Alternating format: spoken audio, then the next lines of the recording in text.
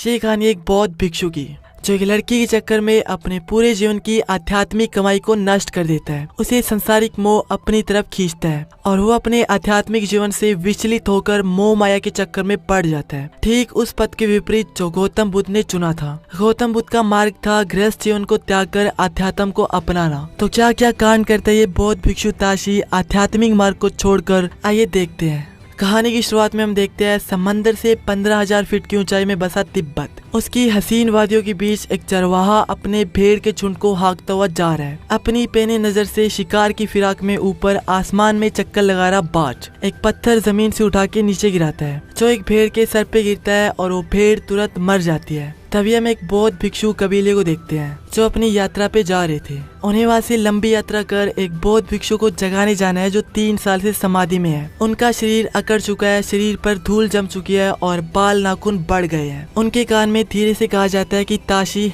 समय हो गया है। ताशी को नदी के किनारे लाया जाता है, बाल और नाखून काटे जाते हैं, उनको नहलाया जाता है और नए कांस्य वस्त्र पहनाए जाते हैं। आश्रम लौटते वक्त काशी एक पत्थर पे लिखा देखता है, जल की एक बूंद को कैसे सूखने से रोका जा सकता है। ताशी के वापस आने पे सभी लोग बहुत खुश थे। अभी उसे कुछ समय लगेगा जब वो फिर से चल फिर और बोल सकेगा। एक दिन उसी आश्रम में एक बच्चे का पिता उसे आश्रम में छोड़कर जाने लगता है। इस पर वो बच्चा बहुत रोता है, उसे भी अपने पिता के साथ घर जाना है। तभी ताशी का दोस्त सोमन उससे पूछता है कि जब तुम्हें यहाँ पे लाया गया था तो क्या तुम भी रोए थे? पर ताशी को कुछ याद नहीं था। जब से उसने होश संभाला है उसने खुद को यहीं पे पाया है। कुछ दिनों बाद यहाँ पे एक समारोह का आयोजन किया जाता है जिसमें रिनपोचे यानी नामागुरु के अवतार ताशी को खेनपू की उपाधि देते हैं। बुद्धिज्म में खेनपू एक डिग्री है जो बुद्धिज्म के गहन अध्ययन के बाद मिलती है। सबको मालूम है कि बुद्धिज्म में ताशी का भविष्य बहुत उज्जवल है। इस समारोह में नाचते समय ताशी का ध्यान एक औरत पे जाता है जो अपने नवजात शिशु को दूध पिला रही थी और ताशी वहाँ से अपनी नजर हटा नहीं पाता। तब उसके गुरु अप्पू उसे वहाँ से ले जाते हैं। जब ये रिनपोचे को पता चलता है तो उसे पास के गाँव में फसल कटाई के त्योहार पे ले जाने के लिए कहा जाता है क्योंकि उसे खुली हवा की जरूरत है।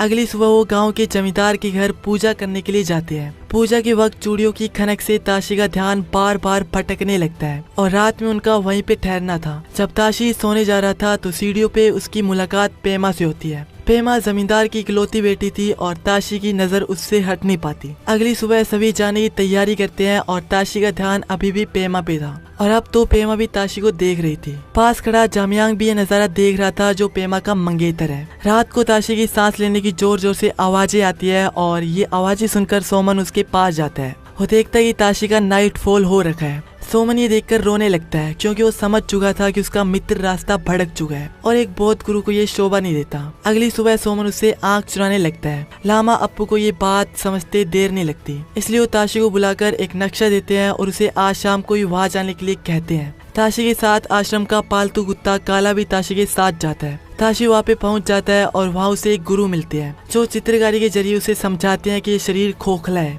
इसके आनंद के लिए तुम भक्ति मार्ग को मत छोड़ो, इसे एक दिन नष्ट हो जाना है और साथ में इससे जुड़े आनंद भी। मन पे काबू पाना ही इच्छाओं से मुक्ति है। लेकिन ताशी इंद्रियों पे था इसलिए उसे कुछ भी समझ में नहीं आता। अब ताशी आश्रम पहुँचता है और अपने गुरु लामा अप्पू से पूछता है कि आपने ब्रह्मचर्य जीवन को परम संतुष्टि का मार्ग बताया है, तो फिर मैं इतना बेचैन क्यों हूँ और किसी चीज को जाने बिना मैं उसका त्याग कैसे कर सकता हूँ? लामा अप्पू से कहती है कि तुम अपना रास्ता चुन सकते हो। रात को जब सभी सो रहे थे तो ताशी अपने घोड़े को लेकर आधी रात को वहाँ से निकल पड़ता है। कुछ दूर निकल जाने के बाद वो पीछे मुड़ के अपने आश्रम को देखता है जो कि उसका घर था। घाटी से उतरकर ताशी अपने कांस्य वस्त्र उतार देता है और साधारण कपड़े पहन लेता है। काला उस पे भौंकने लगता है, शायद वो ये कह रहा हो कि इस ताशी को मैं पहचानता नहीं। गाँव पहुंचकर वो उसी जमींदार तेन सिंह के यहाँ पे काम मांगने जाता है। उसे वहाँ पे काम पे रख लिया जाता है क्योंकि तेन सिंह एक नेक आदमी था। अगले दिन से ही ताशी बाकी मजदूरों की तरह खेतों में काम करने के लिए जाता है। दोपहर को तेन सिंह ने अपनी बेटी पेमा को उसी नए मजदूर को खाना देने के लिए भेजा। जब पेमा ने देखा कि वो नया मजदूर ताशी है तो वो दंग रह जाती है। पेमा पूछती है तुमने ऐसा क्यों किया?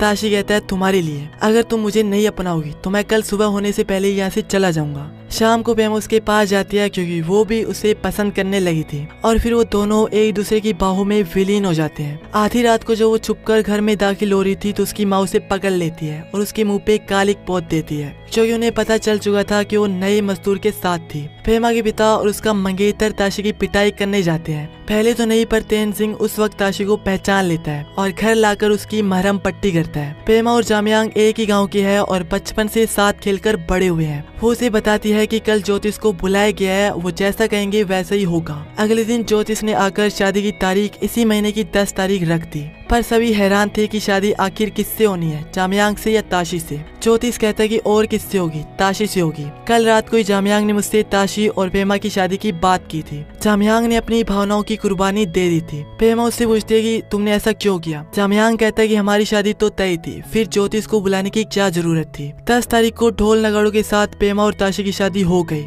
उनका जीवन सुखी से बीतने लगा। इस बार भी फसल की कटाई के बाद बिचौलिए उनके अनाज को खरीदने के लिए आते हैं। नाप तोल करते समय ताशी को कुछ गड़बड़ी लगती है और चाचने भी पता लगता है कि उसका तराजू सही नहीं है और यहाँ पे इनकी बहस छिड़ जाती है। बिचौलिया बिना अनाज खरीदे वहाँ से चला जाता है। तेनजिन ताशी पे गुस्सा करता है कि अब कौन हमारा अनाज खरीदेगा। ताशी कहता है हम खुद अपना अनाज बाजार लेके जाएंगे और वहाँ पे बेचेंगे। अगले दिन सफर के लिए गर्भवती पेमा खाना एक गठरी में बांधकर ताशी को देती है। सारा सामान एक ट्रक में लादकर वो तिब्बत बाजार में पहुंचे और अपना सारा अनाज बेच दिया। पहले के मुकाबले आज उन्होंने काफी मुनाफा कमाया। तेनजिन आज काफी खुश है। रास्ते में उन्हें बिचौलिया मिला जो कहता है कि मुझसे दुश्मनी मोल लेकर तुमने अच्छा नहीं किया। मैं सालों से तुम्हारा अनाज बेचता आया हूँ और आज इस लड़के के कहने पे तुमने अपने तौर तरीके ही बदल लिए। वहीं ताशी की वापस आते आते पेमा के पेट में दर्द होना शुरू हो गया और उनके घर एक प्यारे से बेटे ने जन्म लिया जिनका नाम इन्होंने कर्मा रखा। एक दिन पेमा की सहेली सुजाता जो एक मजदूर की बेटी है, ताशी को वो नदी के किनारे नहाते हुए दिखती है और वो उसे देखने की अपनी इच्छा को दबा नहीं पाता।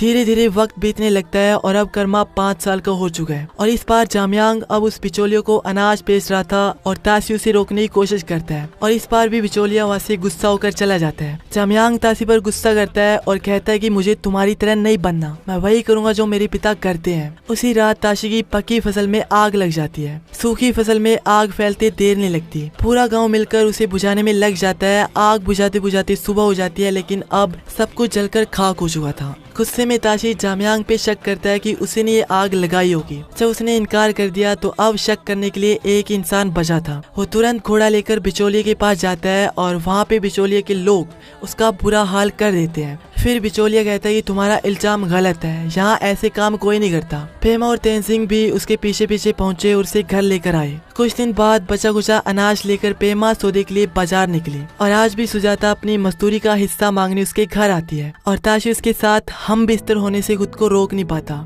जब पेमा वापस आई तो वो उससे नजरें मिला नहीं पाता। ताशी सोच में पड़ जाता है कि उसके साथ ये क्या हो रहा है। तभी ताशी के पास उसका दोस्त सोमन आता है। पुराने दोस्त एक दूसरे के गले मिलते हैं। वो बताता है कि लामा अप्पू अब नहीं रहे। जब उन्हें पता चला कि उनका समय आ गया है तो उन्होंने ये पर्चा तुम्हें देने के लिए कहा। उसमें लिखा है कि ताशी मेरा समय आ चुका है, पर मुझे नहीं पता कि मेरा काम अभी खत्म हुआ है। मुझे दोबारा इस संसार में आना होगा। मुझे यकीन है कि हमारी मुलाकात फिर होगी। मैं उस दिन तुमसे पूछूंगा और मुझे यकीन है तुम्हारे पास इस सवाल का जवाब होगा कि हजारों इच्छाओं को संतुष्ट करना आसान है या एक पर विजय पाना। तुम्हारा गुरु अप्पू। ताशी को ये सवाल अंदर ही अंदर खाए जा रहा था और वो सारा दिन सोचता रहता है और एक दिन वो रात को अपने घर से निकल जाता है। सुबह उसी नदी में उसने अपने गृहस्थ का जीवन त्याग कर कांस्य वस्त्र धारण किए। रास्ते में उसे पेमा मिली जो उसे कहती है कोई भी इंसान ऐसे रातों रात अपनी बीवी और बच्चे को छोड़कर कैसे जा सकता है। कल को उसका बेटा जब उसके पिता के बारे में पूछेगा तो वो क्या जवाब देगी। ऐसा घटिया काम सिर्फ मर्द ही कर सकते हैं, औरत कभी नहीं। अगर तुमने मुझसे जितना प्रेम किया है अगर उतना अपने धर्म से किया होता तो अब तुम जीवन में बुद्धा बन गए होते। इसके बाद पेमा चली जाती है और ताशी अपने अशांत मन को शांत करने के लिए रोने लगता है। जब उसके आंसू सूख गए तो उसे वही पत्थर मिला जिसपे लिखा था